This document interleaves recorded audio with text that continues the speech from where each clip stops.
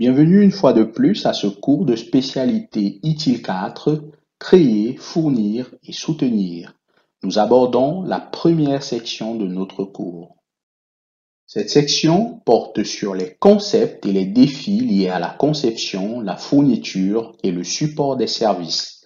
Elle s'intitule Concepts et défis. Comme nous vous l'avons promis, cette diapositive présente les points du syllabus qui seront abordés dans cette section. Le syllabus précise également que nous sommes sur du niveau de difficulté 2, sur du BL2, et que vous pouvez vous attendre à 4 questions à l'examen concernant ces idées. Vous pouvez le voir à travers les subdivisions de cette section qu'elle fournira des conseils aux professionnels de l'informatique et de la gestion des services que vous êtes, qui parfois devez constituer et maintenir un large portefeuille professionnel. Le contenu de cette section peut vous être familier car il concerne les structures organisationnelles, les personnes, les communications et l'importance d'être conscient des nouvelles opportunités. Ce contenu ou ces domaines particuliers sont mis en avant dans ITIL et vous les connaissez depuis votre examen ITIL 4 Foundation ou le cours qui vous a préparé à cet examen, car ces concepts sont aussi importants pour le succès que les processus, les pratiques et même les connaissances techniques. Eh bien, commençons tout de suite en parlant des structures organisationnelles. En termes de structures organisationnelles, il en existe plusieurs. La diapositive présente 4 structures organisationnelles que l'on rencontre le plus souvent. La structure fonctionnelle, la structure divisionnaire, la structure matricielle et la structure horizontale. Certaines de leurs caractéristiques sont également fournies en description.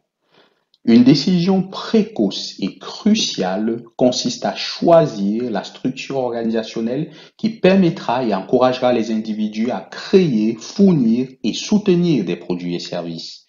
S'il est vrai que certaines structures organisationnelles sont hiérarchiques, telles que la structure fonctionnelle, d'autres ressemblent davantage à un réseau ou à une matrice. Vous l'avez deviné, la structure matricielle ou alors la structure divisionnelle. Une approche commune consiste à regrouper les personnes de manière fonctionnelle, c'est-à-dire en fonction de leurs activités spécialisées et de leurs compétences et expertises.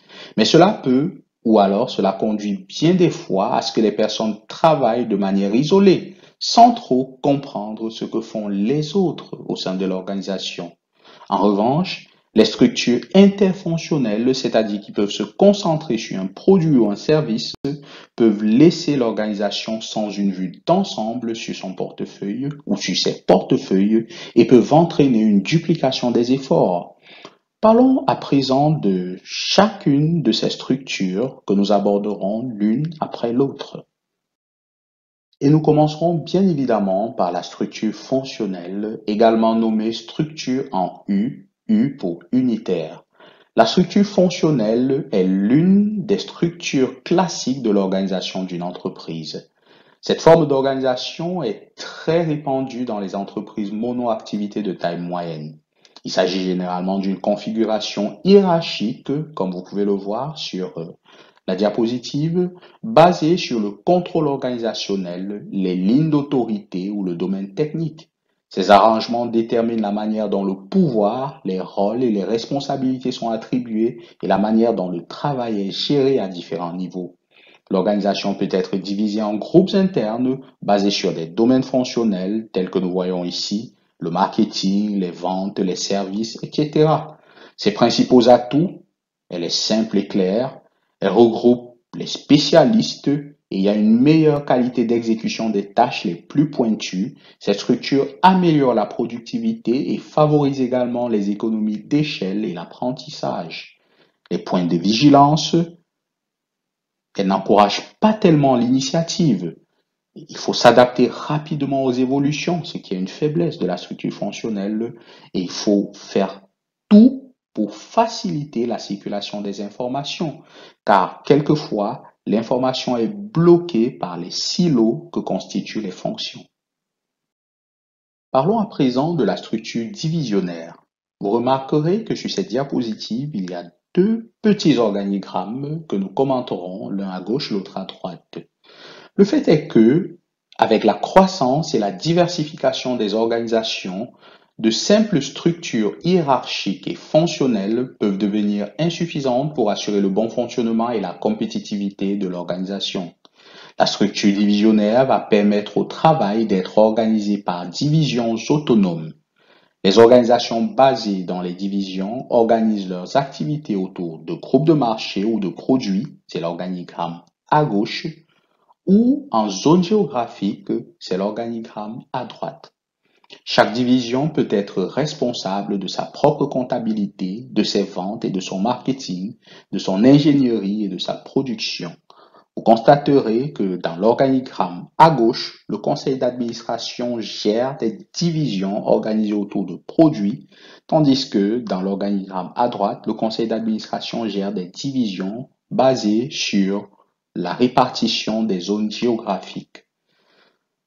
Les avantages sont évidemment le temps libéré pour la direction générale qui ne fait que coordonner les autres directions, une meilleure connaissance de l'environnement local et par conséquent une facilité à l'innovation, la motivation grâce à un plus grand pouvoir de décision et l'autonomie des décisions des divisions, de meilleures compréhensions, une culture homogène au sein d'une même division, la vitesse, la flexibilité opérationnelle et stratégique, l'adaptabilité de la structure. Cependant, il existe des points de vigilance. La duplication du service et des coûts, chaque division ayant les mêmes services, les frais de structure et des économies d'échelle, le manque de spécialisation, des traitements supplémentaires, une coordination plus difficile et le risque de conflit entre les différentes divisions dont les personnes parlent des langues différentes ou appartiennent à des cultures différentes. Afin d'éviter les inconvénients des structures fonctionnelles en termes de rigidité et d'une mauvaise capacité d'adaptation, et les inconvénients des structures divisionnaires en termes de manque de cohérence globale et de coopération insuffisante, une alternative intéressante dans la structuration de son entreprise consiste à adopter une structure matricielle. Les rapports sont organisés, comme vous pouvez le voir à l'image, sous forme de grilles ou de matrices, avec des groupes de personnes qui peuvent se déplacer d'une équipe à l'autre selon le besoin. Les employés de cette structure ont souvent des relations hiérarchiques doubles. Par exemple, vous pouvez le voir, l'employé de la fabrication, pour ce qui est du projet A, aura son chef hiérarchique au niveau de la fabrication, mais également aura un chef hiérarchique qui sera le chef de projet A. On retrouve ces structures dans les grandes entreprises qui ont des lignes de produits variées et qui doivent gérer les projets longs et complexes dans un environnement de travail qui évolue rapidement. Les collaborateurs travaillent ensemble sur un projet. C'est le cas par exemple du projet A, du projet B ou du projet C, et cela permet de croiser les spécialisations en concentrant les compétences et les capacités techniques dans une même division. Les principaux atouts de la structure matricielle sont donc le développement d'activités innovantes, l'efficacité du mode projet, même pour les projets les plus complexes, la coordination optimale entre les fonctions et la synergie des expertises, ainsi que des économies d'échelle, parce qu'on peut utiliser les mêmes ressources d'un projet à l'autre sans devoir se procurer de ressources supplémentaires ou des spécialistes supplémentaires. Attention, il y a néanmoins des points de vigilance. La prise de décision ici est parfois lente, due au fait que plusieurs hiérarchies peuvent s'entremêler, ce qui entraîne une confusion ou des confusions possibles dans la hiérarchie, des conflits potentiels et le manque d'efficacité au niveau de l'encadrement.